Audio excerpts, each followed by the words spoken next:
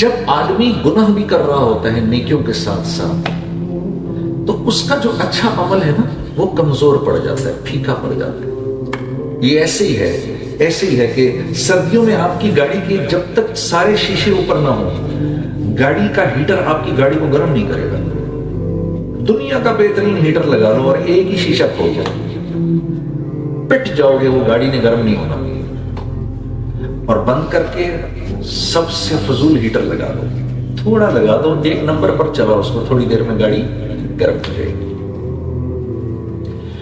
تو مسئلہ یہ نہیں ہے کہ ہم اچھے اعمال نہیں کر رہے، مسئلہ یہ ہے کہ ہماری جو محنت کا رخ ہے وہ خراب ہوا ہے، جس کی وجہ سے دعائیں پھسپھسی پڑ جاتی ہیں۔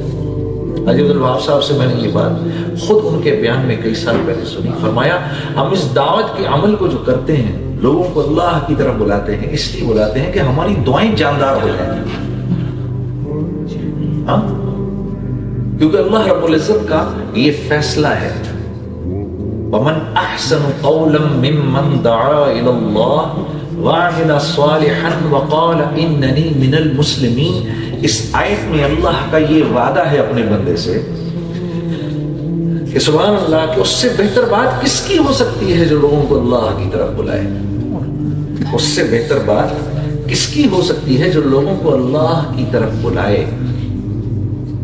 کیونکہ جب وہ اس عمل کو کرے گا، لوگوں کو اللہ کی طرف بلائے گا، وَعَمِلَ صَالِحًا، تو اللہ اپنے فضل سے اس کو عمل صالح کی توفیق دیں گے، اس کو عمل صالح کی توفیق ملے گی۔ وہ تعلیم کے حلقوں میں بیٹھے گا، نہ بیٹھنا چاہے پھر بھی بیٹھنا پڑے گا، روزانہ اس کو فجر میں اللہ کی بات لامحالہ سننے کی توفیق ملے گی، ہاں؟ اس کو شام کو لامحالہ گشت میں جانے کی توفیق ملے گی۔ اللہ اکبر، ذرا سوچئے تو صحیح، سوچئے تو صحیح، کسی سے جا کے ملنا اللہ کے لیے۔ حدیث سناتا ہوں آپ کو یہ کہ اللہ کے نبی صلی اللہ علیہ وسلم کے ارشاد کے مطابق آپ نے فرمایا، بنی اسرائیل میں ایک آدمی گھر سے نکلا، بنی اسرائیل میں ایک آدمی گھر سے نکلا دوسرے محلے میں اپنے دوسرے مسلمان بھائی سے ملاقات کے لیے۔ راستے میں ایک فرشتہ اس کو مل گیا انسان کے روپ میں، اسے پوچھتا ہے تو کہاں جا رہا ہے؟ کہا میں اپنے ایک بھائی سے ملنے جا رہا ہوں۔ کیوں جا رہا ہے؟ کوئی دنیاوی مقصد ہے؟ اس نے کہا جی کوئی نہیں۔ کیا مال کا معاملہ ہے؟ کہا جی نہیں کوئی معاملہ نہیں۔ زمین کا معاملہ؟ کوئی معاملہ نہیں۔ کوئی اور غرض؟ کوئی معاملہ نہیں۔ تو کیوں جا رہا ہے؟ کہا میں اس سے صرف اللہ کے لیے ملنے جا رہا ہوں۔ سبحان اللہ۔ تو اس فرشتے نے کہا کہ سن، میں انسان کے روپ میں ایک فرشتہ ہوں، مجھے اللہ نے بھیجا ہے تجھے یہ بتانے کے لیے کہ اللہ اور اس کے فرشتے تجھ سے محبت کرتے ہیں، اور تو جو اس کے ساتھ جا رہا ہے تو اکیلا نہیں جا رہا، تیرا اللہ اس کے ساتھ تیرے ساتھ جا رہا ہے۔ کم و بیش الفاظ۔ اب آپ سوچئے، بنی اسرائیل کا یہ آدمی اللہ کے لیے ملنے اس سے جا رہا ہے، صرف سلام دعا کرنے جا رہا ہے، اس کو دعوت نہیں دینے جا رہا، تو جو اللہ کے لیے اس کو اللہ کی طرف بلانے جا رہا ہے اپنے مسلمان بھائی کو، کیا ملے گا اس کو؟ تو میری محنت کا دراصل رخ غلط ہے، جس کی وجہ سے میرے معاملات نہیں حل ہو رہے۔ آپ سمجھیں؟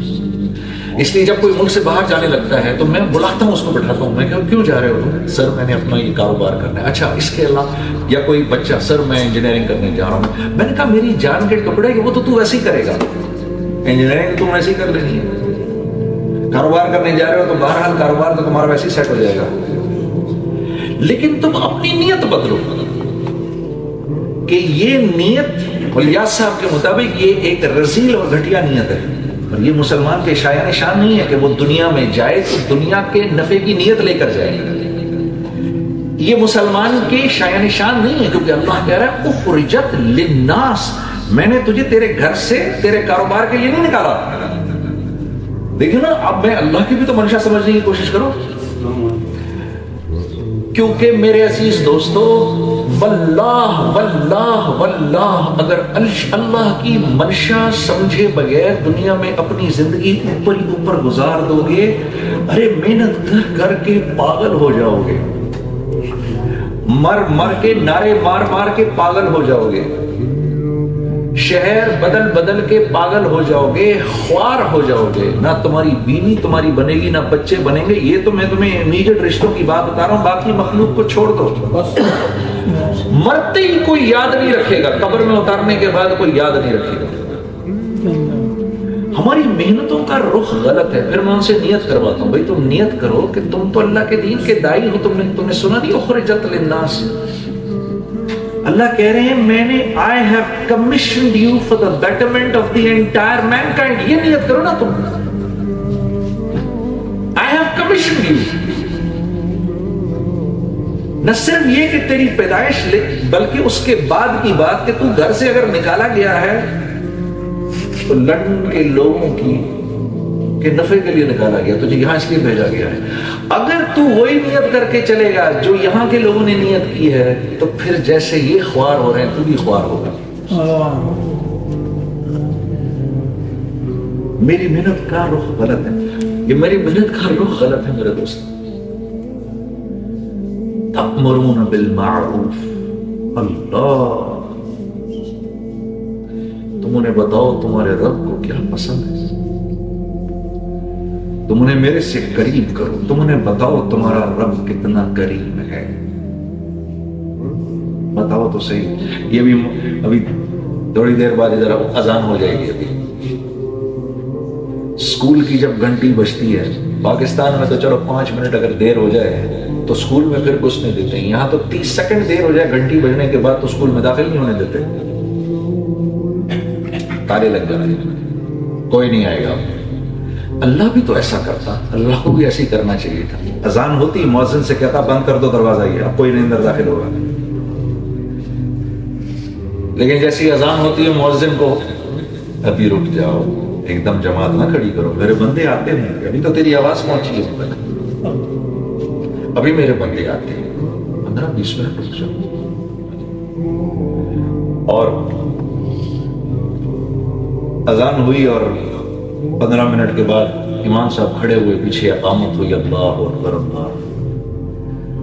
تو بھائی ابھی گھر بیٹھے ہیں، ادھر اللہ اکبر ہوگی، جلدی جلدی پہنچے.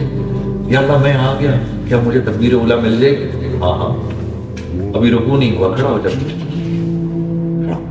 کسی کو پتہ نہیں چلا، میں دیر سے سب کھڑے، میں ایسے کھڑا ہو گیا، کسی کو پتہ ہی نہیں چلا.